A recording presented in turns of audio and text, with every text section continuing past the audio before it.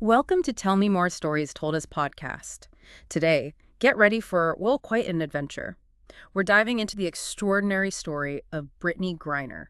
She's a name synonymous with basketball greatness, but her journey, it's filled with towering highs and some really unexpected turns. Forget the usual play-by-play. We're going deep today. Exactly. We've gathered quite a collection of moments, from her life. We'll trace her path from being this incredibly dominant high school player Unbelievably dominant. right through to becoming a global icon and, well, navigating some really pivotal moments, things nobody saw coming. Our mission really is to pull out the most compelling parts and understand the whole picture, the incredible story of Brittney Griner. Expect some surprising facts, definitely some memorable moments, and hopefully a unique perspective on a true icon. Okay, let's unpack this. So, Brittney Griner, born in Houston, Texas, back in 1990, and her height, 6'9". I mean, that alone made her stand out right from the start. Absolutely. And her background, her father was a Harris County deputy sheriff, a Vietnam War vet. She has 3 older siblings, too. And it wasn't just basketball initially, right? Even as a freshman in high school, she lettered in basketball, sure, but also played varsity volleyball. Right. But it seems like basketball became the focus pretty quickly. It did. By her sophomore year, she was already practicing with the boys' basketball team, and she was working with a football coach, specifically to build leg strength for dunking. Think about that dedication, that early on. That's incredible foresight, and it clearly worked. That YouTube video, one of her dunking as a junior, it just went massive. Oh, yeah, over 6.6 million views. Yeah. It even led to her meeting Shaquille O'Neal. Yeah. Imagine that as a teenager. Crazy, but here's something really wild, a stat that just jumps out. In 2008, in a single high school game, she recorded 25 blocks. 25 in one game. Yeah.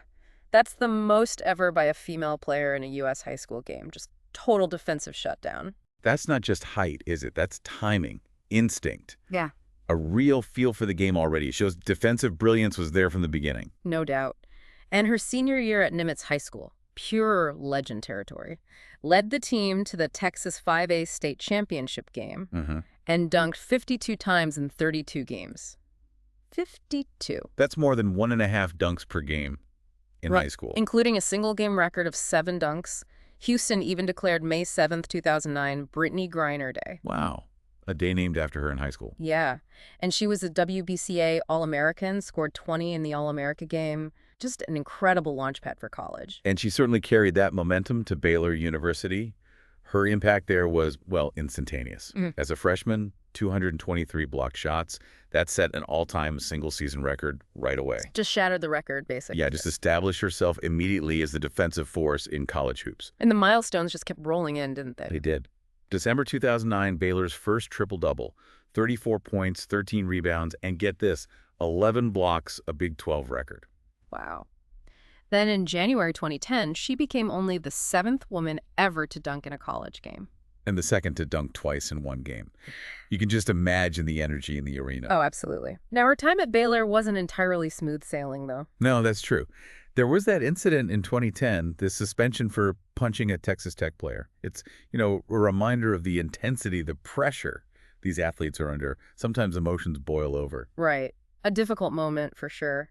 But even with that, she still led Baylor deep into the NCAA tournament that year, set a tournament record with 14 blocks in one game. 14. And 35 blocks overall for the tournament. They reached the Final Four.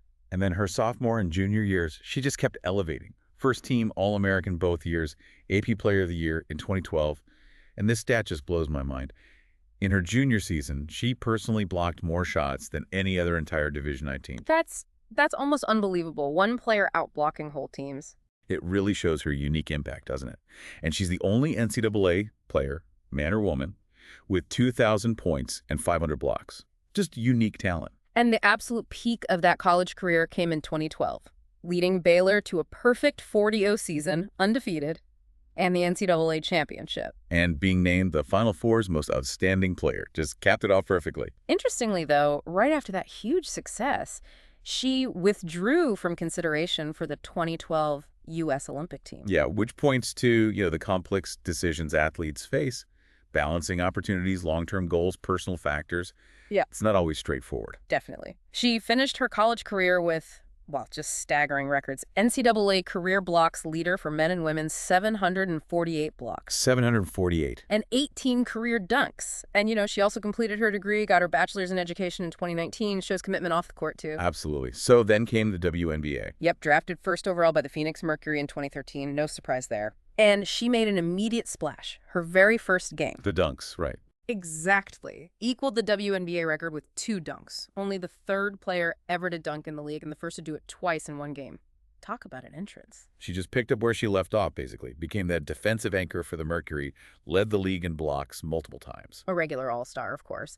And in 2014, she helped lead Phoenix to the WNBA championship. And kept setting records. 11 blocks in a regular season game in 2014, a WNBA record, and then became the first WNBA player to dunk in a playoff game that same year, just breaking new ground constantly. She really was. In 2015, another record. Blocks per game, 4.0, just dominant. Then in 2016, she recorded a triple-double, 27 points, 10 rebounds, 10 blocks, only the 6th one in WNBA history at the time. But the WNBA wasn't the only place she starred, right? The overseas career was significant too. Hugely significant, especially financially. She played in China for Zhejiang and Beijing and Russia for the powerhouse UMMC Ekaterinburg, won multiple championships there, 4 EuroLeague titles. And earned considerably more money than the WNBA, that China contract you mentioned. Yeah. That 2013-14 contract, just for 4 months in China, was reportedly $600,000. Which was, what, 12 times her rookie WNBA salary? 12 times. It really highlights the pay disparity that existed and still exists to some extent, doesn't it? Why players go overseas. It absolutely does. It's a crucial part of the financial reality for many top women's players. Her value was clearly recognized globally. Okay, before we move on to the next chapter of her story, which involves the national team and then some major life events, just a quick reminder, if you're finding this deep dive into Brittney Griner's journey compelling, make sure you hit that subscribe button. That way you won't miss any future stories here on Tell Me More Stories Told as podcast. Good point. So Team USA, her record there is just stellar. It really is. 3 consecutive Olympic gold medals, 2016 in Rio, 2020 in Tokyo, played in 21 and 2024 in Paris. Just incredible consistency. Plus 2 FIBA World Cup golds, 2014 and 2018. She's in that very elite group of players, the ones who've won everything. Olympic gold, World Cup gold, WNBA title, and an NCAA title. The absolute grand slam of women's basketball. Exactly. Now, there was also the situation around the national anthem. Right. In 2020, she initially protested during the anthem, expressing her views, but later, particularly after her time in Russia, her stance shifted. She chose to stand while still supporting others' right to protest peacefully.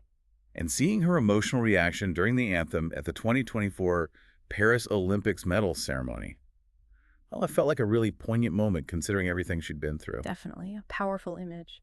Which brings us to that incredibly difficult period. Yeah. February 17th, 2022.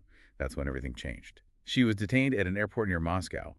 The charge was possessing hash oil cartridges less than a gram, medically prescribed in the U.S., but illegal in Russia. And this happened while she was heading back to Russia to play for UMMC Ekaterinburg during the WNBA offseason. The timing was also, fraught, with geopolitical tensions rising just before the invasion of Ukraine. It immediately became a huge international incident. The U.S. government declared her wrongfully detained. Which is a specific designation, signaling they didn't believe the detention was legitimate. She eventually pleaded guilty, perhaps hoping for leniency, but was sentenced to 9 years in a Russian prison in August 2022. And later transferred to a penal colony. Just a horrifying situation. Her family, teammates, officials, advocates, so many people worked tirelessly for her release. The Bring BG Home campaign was everywhere. It really highlighted the human cost of these complex diplomatic situations, didn't it? Absolutely. And then finally, after nearly 10 months... December 8th, 2022, the news broke. She was released. It was part of a high-profile prisoner exchange, Griner for Viktor Bout, the Russian arms dealer. A very controversial exchange in some circles, but ultimately it brought her home. Her return to the WNBA in May 2023. The reception she got, that standing ovation felt like it went on forever. So much emotion. Truly a powerful moment. And the recognition continued. Time magazine named her one of the 100 most influential people in 2023. And in February 2024, Baylor retired her Num 42 jersey. A fitting honor. Definitely. And she's continuing her career. Signed a 1-year deal with the Atlanta Dream for the 2025 season. And she's also part of that new unrivaled league, the 3-on-3 Women's League. Yeah. And she got the league's first ever dunk on March 3rd, 2025. Kind of symbolic, right? Still making history. Absolutely. It shows incredible resilience, doesn't it? To come back and perform at that level after everything. It really does. Her inner strength is just remarkable.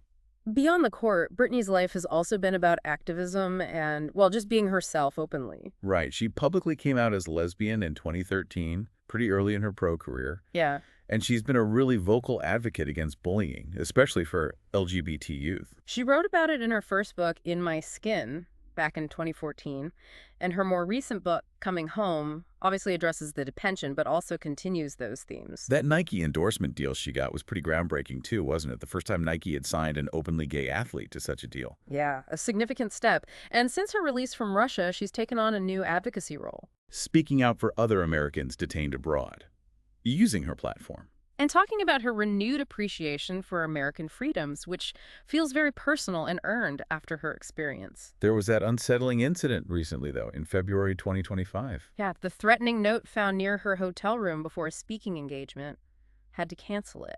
Police apparently linked it to some video game reference from a nearby convention. Just a weird, scary reminder of the scrutiny public figures face. Definitely unsettling.